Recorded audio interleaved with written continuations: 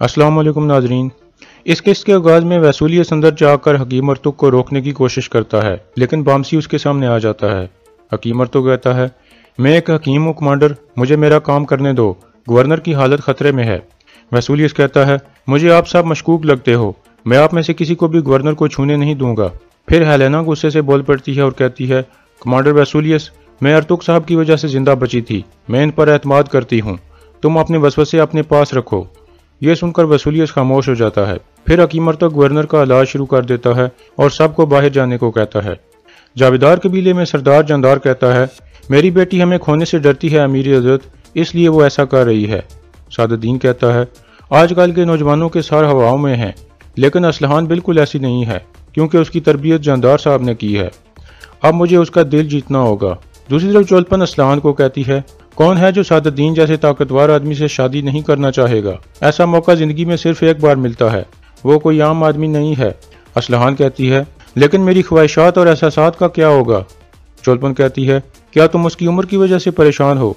उसका दिल अभी भी जवान है, वो तुम्हें खुश रखेगा। इतने में जानदार अंदर दाखिल होता है और चोलपन को बाहर भेज देता है और फिर सख्त गुस्से में कहता है, यह तुमने क्या किया असलहान? असलहान कहती है, आपने मुझसे मेरी राय पूछी थी और मैंने बता दी थी। जानदार कहता है, तुम्हें पता है तुमने ऐसा कहकर मेरे और अमीरी हजरत के दरमियान ताल्लुकात को कितना नुकसान पहुंचाया है? क्या तुम हमारे कबीले की इज्जत के लिए अर्तुल के साथ शादी करने के लिए तैयार नहीं हो गई थी? अब क्या हुआ है? असलहान रो पड़ती है और कहती है, मुझे कुछ वक्त दें बाबा, मैं अपने कबीले और आप लोगों को कैसे छोड़ सकती हूँ? जानदार गुस्से से कहता है, होश में आ जाओ असलहान, होश में आ जाओ, तुम्हें वही करना होगा जो हमारे कबीले के लिए जरूरी है। यह कहकर वो बाहर निकल जाता है। दूसरी तरफ वसूलियत का आदमी लस्कारिस भाग रहा था और तुर्गत अपने सिपाहियों के साथ उसका पीछा कर रहा था। एक जगह पहुंचकर लस्कारिस अपने घोड़े से उतरता है और एक तरफ भागने लगता है। तुर्गत भी उसके घोड़े के करीब पहुंचकर घोड़े से उतर आता है। लस्कारिस करीब ही एक जगह पहुंचकर एक आवाज निकालता है ताकि अपने आदमियों को बुला सके। दरअसल उसने एक जाल बिछाया हुआ था। तुर्गत और बाकी सिपाही फौरन आवाज की तरफ भागते हैं, लेकिन जैसे ही वो वहां पहुंचते हैं तो उन पर हमला हो जाता है। दो सिपाही तीरों का निशाना बन जाते हैं।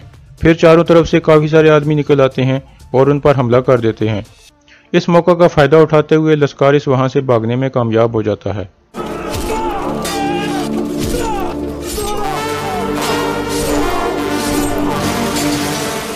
कुछ ही देर में लस्कारिस के सारे आदमी मारे जाते हैं और तुर्गत दोबारा लस्कारिस के पीछे भागने लगता है।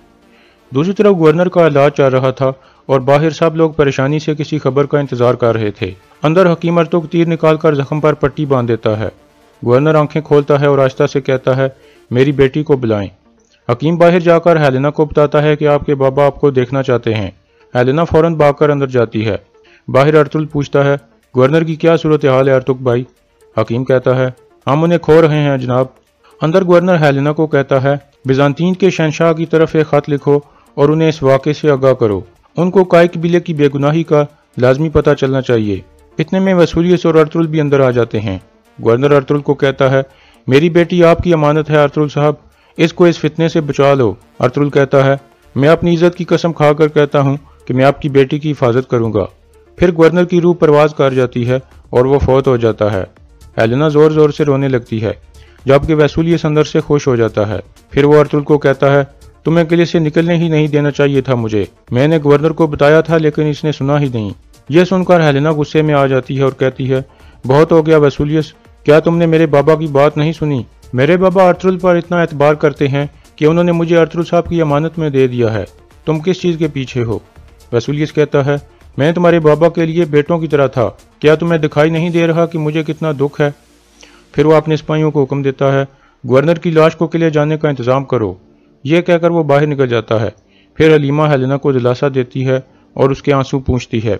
फिर हेलेना अर्तुल को बताती है कि मेरे बाबा ने कहा था कि शहंशाह को एक खत लिखूं और आपकी बेगुनाही के बारे में बताऊं। अर्तुल कहता है, हम इस ईमानदार आदमी की मौत को रायगां नहीं जाने देंगे हेलेना, अब से आपकी जिम्मेदारी है कि बाबा के बोझ को कंधा दो और किले में रहो। मैं भी हर वक्त आपके बारे में खबर रखूंगा, हम आपके बाबा का बदला जरूर लेंगे।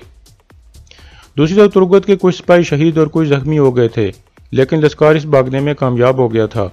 तुर्गत कहता है, अगर गवर्नर मर गया तो उसका इल्जाम अर्तुल साहब और काय कबीले पर आएगा। जावेदार कबीले में सादुद्दीन और उराल शतरंज का खेल खेलने में मसरूफ थे। सादुद्दीन कहता है, सियासत में बाद दफ़ा धोखा देना पड़ता है, ورنہ آپ جیت نہیں سکتے۔ اتنے میں باتوحان اندر داخل ہوتا ہے اور ان کو بتاتا ہے کہ انلی بازار میں کارا جیسر کا گورنر قتل ہو گیا ہے۔ یہ سن کر وہ دونوں چونک جاتے ہیں۔ سعد الدین سخت غصے میں کہتا ہے، لعنت ہو ارطغرل، تم نے ایک بار پھر میرے منصوبوں پر پانی پھیر دیا۔ دوسری طرف قتلوجہ الیار کے خیمے میں جاتا ہے اور اسے کہتا ہے، چولپن کی خاص عورت آئیبوک واپس آ گئی ہے، جس نے ٹوکٹا میر صاحب کے لیے کھانا تیار کیا تھا اور وہ مشکوک لگ رہی ہے۔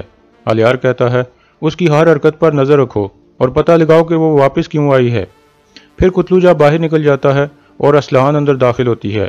الیار کہتا ہے، آپ نے امیر سعد الدین کے سامنے جو باتیں کی ہیں مجھے آپ پر فخر ہے۔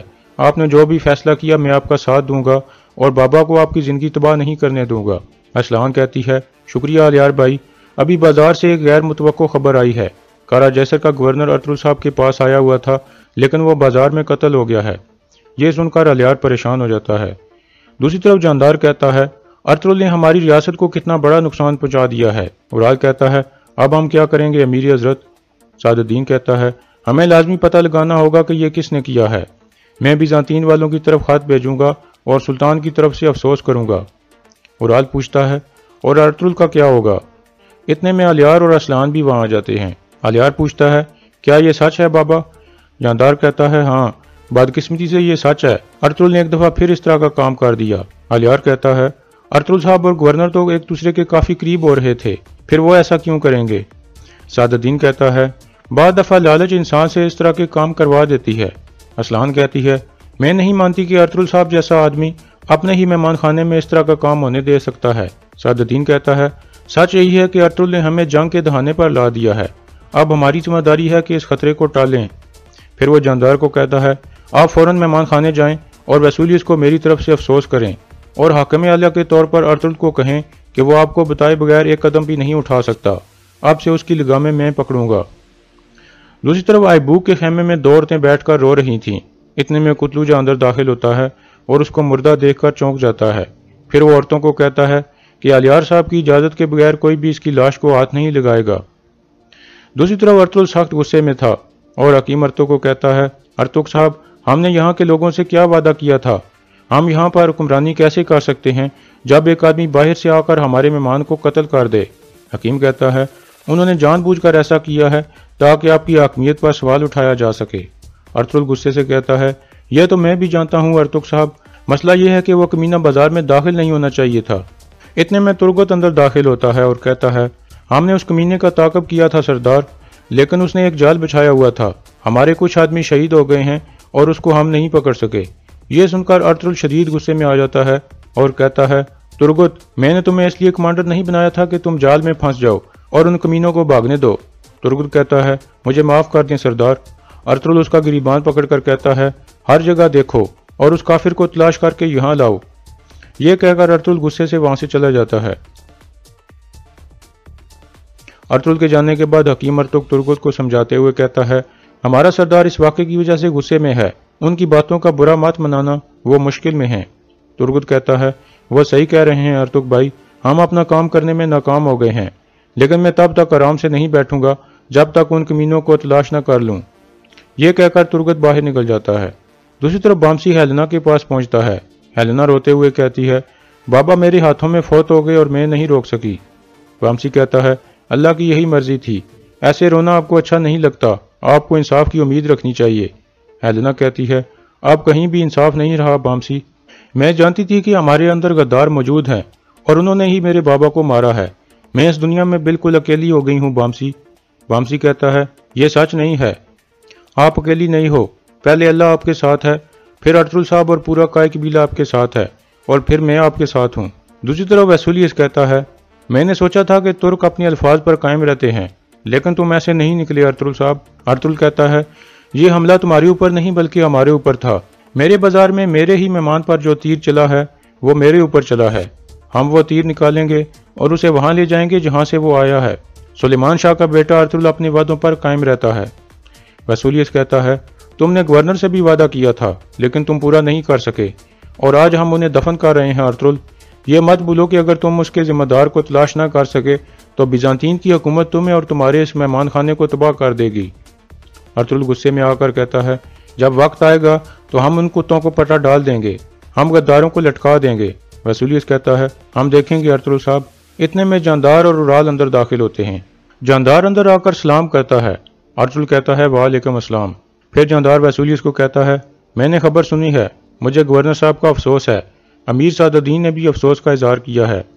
वैसुलियस कहता है, शुक्रिया जानदार साहब, इस तरह के वक्त में पता चल जाता है कि कौन हमारे दुश्मन हैं और कौन दोस्त। अभी मैं गवर्नर की लाश को उनके दोस्तों के पास ले जा रहा हूँ। यह कहकर वैसुलियस बाहर निकल जाता है। फिर अर्तुगरुल जानदार को बैठने को कहता है। दूसरी तरफ लस्कारिस वापस गवर्नर के किले में पहुंच चुका था। पेत्रोस कहता है, तुमने कमांडर वैसुलियस के आगे अपने आप को साबित कर दिया है। लस्कारिस कहता है, जब तक हम सारे तुर्कों को इन जमीनों से कत्ल न कर दें तब तक मेरी कोई वक़्त नहीं है पेत्रोस। पेत्रोस कहता है, अब वक्त आ गया है कि हम पाक जंग का आगाज करें और इस पाक जमीन से तुर्कों का खात्मा कर दें। लस्कारिस कहता है, तो मुझे बताओ कि क्या करना है। पेत्रोस कहता है, तुम अपने आप को एक ताजिर जाहिर करोगे जो कॉन्स्टेंटिनोपिया से आया है। तुम सीधे जावेदार कबीले में उराल के पास जाओगे और उराल के गुस्से और ख्वाहिशात को बढ़ावा दोगे लस्कारिस। और यहाँ इस किस्त का इख्तिताम हो जाता है।